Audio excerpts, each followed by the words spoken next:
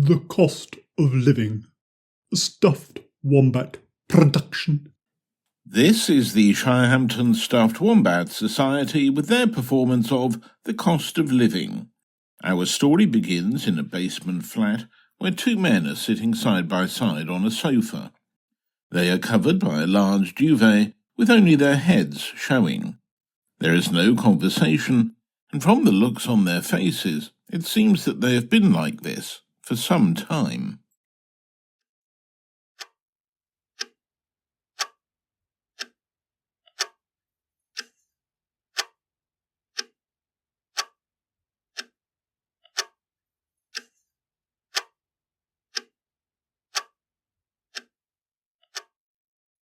Mugg?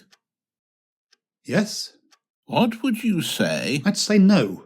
But you don't know what I was going to ask. Well, the last 16 times has been, Mugg, what would you say to another pot of tea? And frankly, after 16 pots of tea, my fondness for it is waning in inverse proportion to the strain on my urinary tract. On your what now? What I mean is, I could really do with a wee. Then why don't you go for one? Because, dear Zung, that would involve getting out from under the warm comfort of this lovely duvet I'm sharing with you and risking frostbite and exposure as I moved around my freezing flat. Fair point. I'm going to try and hold on until I absolutely have to move. I'd have a matter and all that. Well, good luck to you. I'm not sure I'd have the willpower to carry that off. That's true based on similar observed evidence. What? What do you mean, similar observed evidence? I'm just saying that based on observations I've made of your other functions, you'd struggle to hold it in for very long. Mugg, what are you on about? Well, we have both been sitting under this duvet for some hours now. Yes? And do you think I haven't noticed the odd waft? Mugg! Well, it's true, isn't it? Every now and then there's a tiny parp, the gentle hiss of escaping gas, the distant thunder of a muffled chuff. Yes, all right, I admit it. I may have let one go. One? All right, several. I'm very sorry, but I can't help it. It's all perfectly natural. You try living on nothing but cold baked beans for weeks on end and imagine how that would affect you. I don't have to imagine it. I'm living with it. Anyway, I'm sorry for bringing it up, but I had to mention it.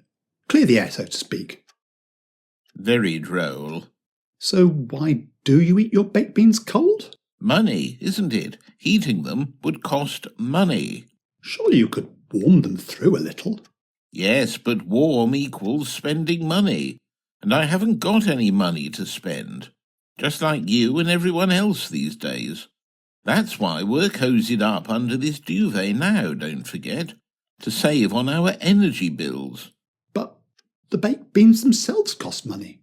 It's not like Tesco hand them out for nothing at the checkout. Bulk purchase, old boy. The supermarket knows I'm going to buy a set amount at regular intervals, so I've negotiated a discount with them. I didn't know supermarkets did that. Well, it's a bit unofficial. I know the manager, so I cracked a deal with him. What does he get out of it? He borrows one of my suits of armour now and again. For what? I haven't plucked up the courage to ask him yet. He said something about medieval role play with his wife. Ooh, Quite. Anyway, he's happy, and I get my baked beans. Although, sometimes when supplies run short, I might have to, access some more. What do you mean? Well, you know, sometimes when I'm in the supermarket, one or two extra tins might accidentally fall into the inside pocket of my coat. Zung, that's stealing. Look, there's a financial crisis going on, old boy. We're all strapped for cash, so we have to do whatever it takes. Which in my case means sitting on my sofa under a duvet and inhaling the noxious gases of a baked bean bandit. You make it sound so grubby. Anyway, there is an upside to the baked bean after effects. Which is? Each fart is quite warming. Mugg, did you? Yes, I heard what you said. I'm just spending a little time processing it and wondering how my promising start in life has brought me to this. Well, I'm sorry, old boy, but one's got to seek out the positives in every situation. True, I've just never seen the positive side of someone else's farts before. There you go. And there's plenty more where that one came from. Look, can we talk about something else?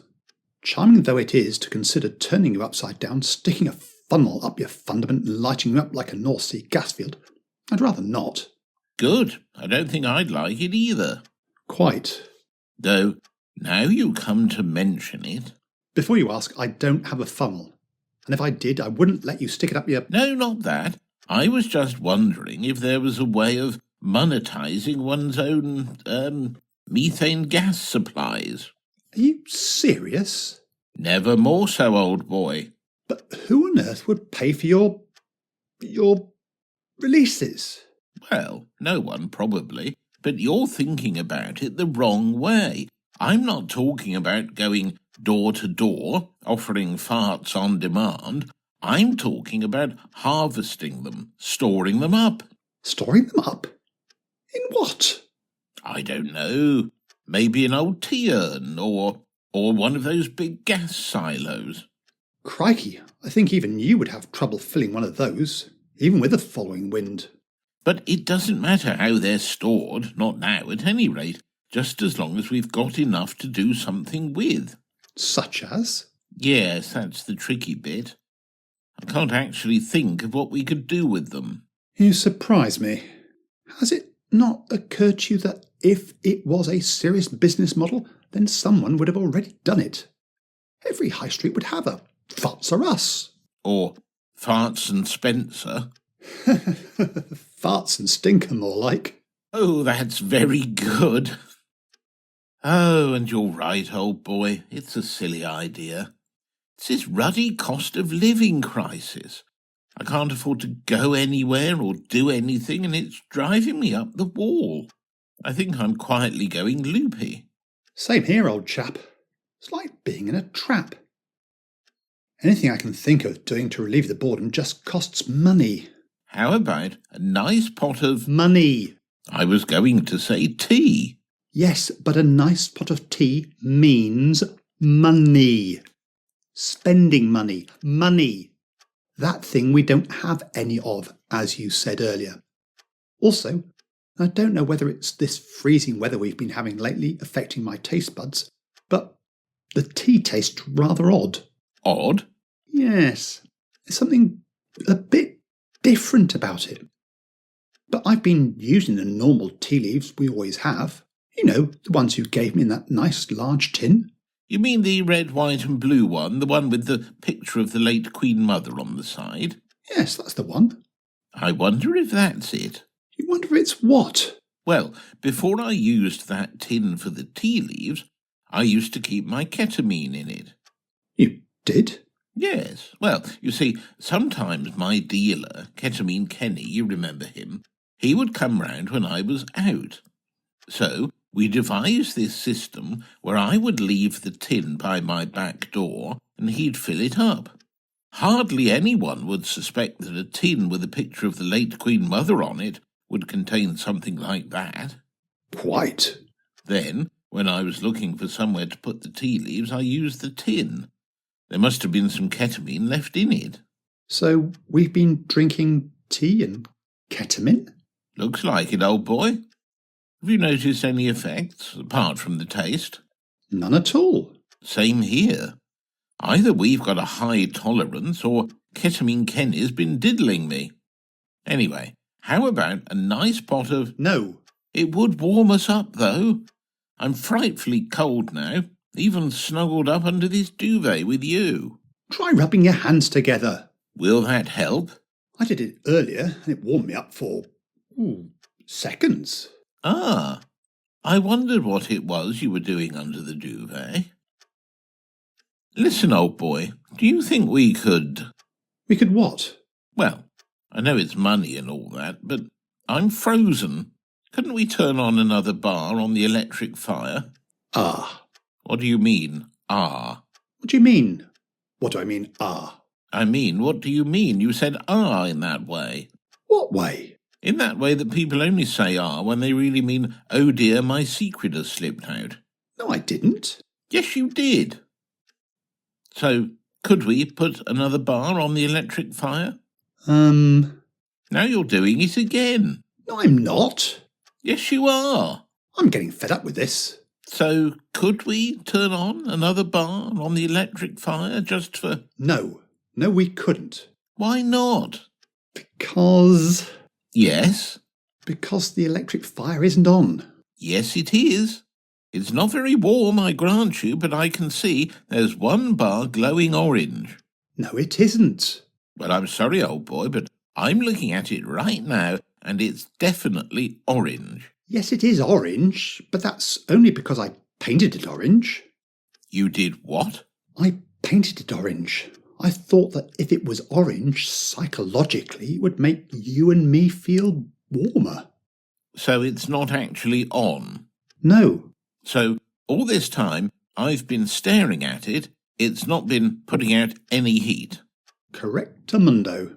I have, in fact, just been staring at a cold filament with something from B&Q sploshed on it. Correctamundo again. Well, I'll be. Moroccan Flame. Sorry? Moroccan Flame. That's the name of the paint. By Dulux. Right. I did consider Charlotte's Locks by Farrer and Ball. Yes. But Moroccan Flame won out. Or flamey, if you see what I mean. Mug? Charlotte's Locks just didn't quite do it for me. Mug? Plus, there was a sample pot of Moroccan Flame bunged in a skip around the back of the DIY shop, so it didn't cost any money. Mug? Yes, hello, what? For the love of Ada, shut up. Yes, right, of course. I'll shut up. Please do. Gotcha. This is me, shutting up, right now. Mug? Not a peep will you hear. Mug? Quiet as a Mug! mouse.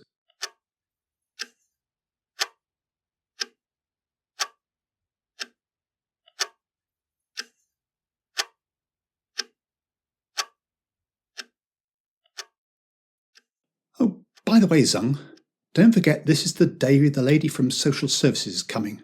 Yes, I remember, but why won't you tell me why she's coming? Never mind that. Just play along with everything I do and maybe we'll be in luck. Do you have to be quite so mysterious? Just do as I say, no matter how weird it seems. Zung? Yes, old boy? What are you doing? What do you mean, old boy? All that fidgeting, can't you keep still? Sorry, old boy. You're still doing it. Yes, well... I know I said rub your hands together under the duvet, but it's rather irritating. It's not my hands I'm rubbing. Then what? My knees. I'm rubbing my knees together. Because? Well, to be honest, old boy, that little row we had just now seems to be playing havoc with my bladder. Ah. All those pots of tea sloshing about inside me. Remember what I said earlier? I'd be rather grateful if you didn't go on about bladders right now. Great tidal waves of the stuff, roiling and boiling inside me like an angry sea. Do stop now. A sea of tea, all pent up, ready to burst forth. Oh my God. At any moment, the floodgates will open. Hey, where are you going? To the loo. Not if I get there first. Oh, no, you don't. Get back. Out of my way. How Take that. dare you? Don't touch that Mine needs door. greater than yours. No, you don't. Out of my Get way. back. You just try to stop me. Get off me. Take that. How dare you? Don't touch that door. Get off me. Good Lord. He's beat me to it. I haven't seen him move that fast since David Attenborough unleashed that tiger on us. Who'd have thought the old fellow was so nimble? I could really use the loo, though. Well, I'm sorry, old boy, but I just had to go. Anyway, it's all yours now. What is? The loo, it's all yours. Actually, I think I'll be all right. You what? I think I'll be all right. I don't need the loo. But just now you were... Nope, all good. Panic over. Mug, you're being mysterious again. Something's up and I... Aha! That must be the lady from social services. I'll go and let her in. I think you should tidy up the duvet. Righto. He's up to something, but I can't think what. Right, Zung, this is our visitor from Social Services, Mrs. Miss Ah, yes, Miss. I'm sorry, I didn't catch your name. Sturgeon. Right. Not the... No. No, of course not. Anyway, Zung, this is Miss Sturgeon from Social Services. How do you do? And this is my husband, Dick Zung. Hello? What did you just say, old boy? I must apologise for my husband. He's a little hard of hearing. Did you say husband? And forgetful, too. Husband? I'm so sorry.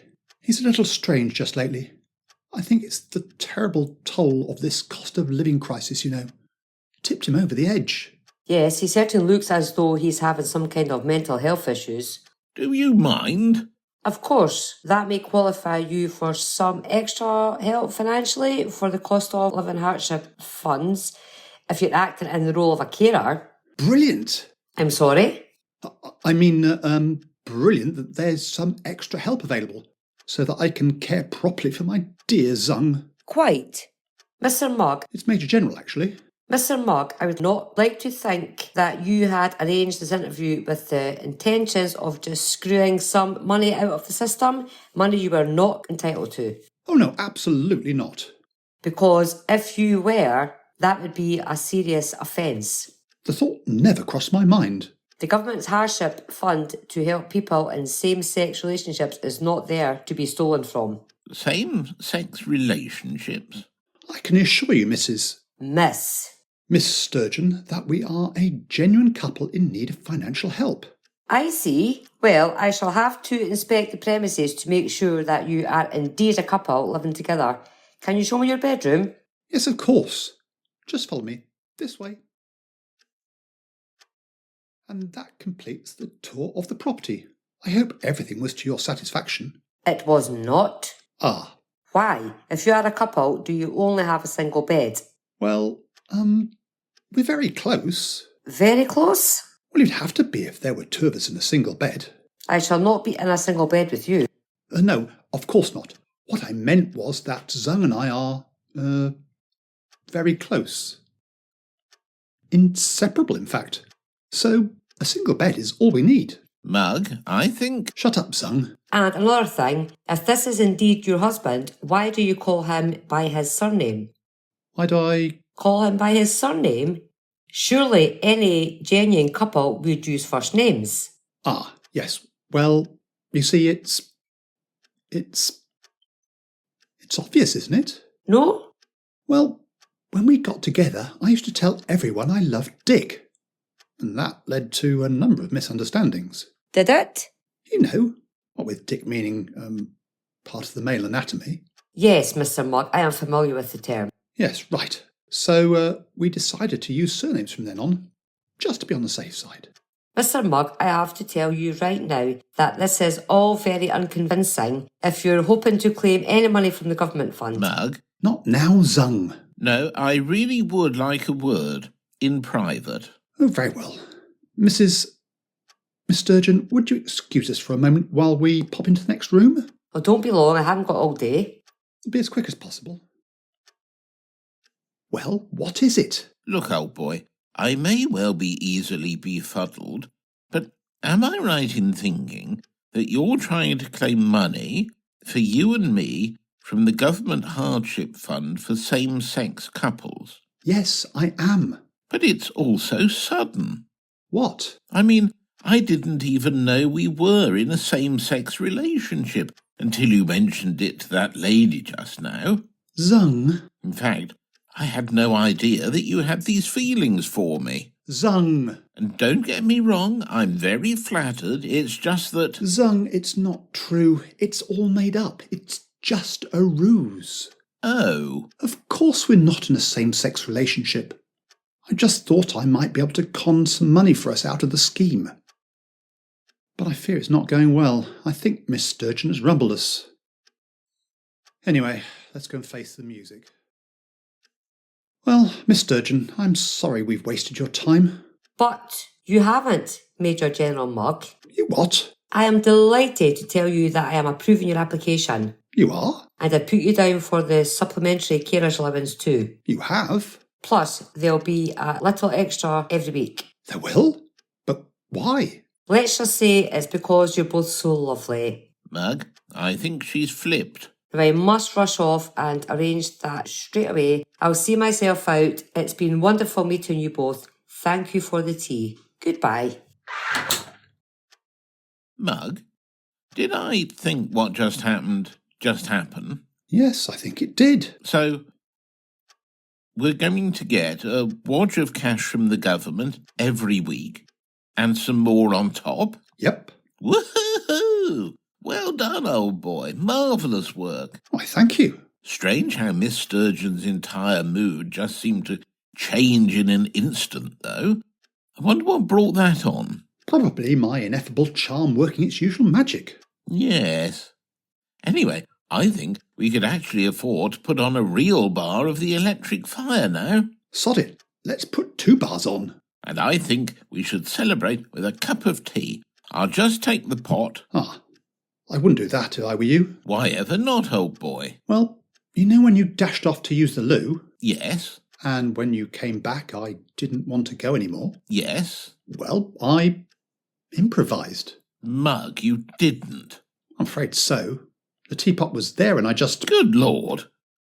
But hang on a minute. Miss Sturgeon said thank you for the tea. And we didn't offer her any tea. She must have drunk your...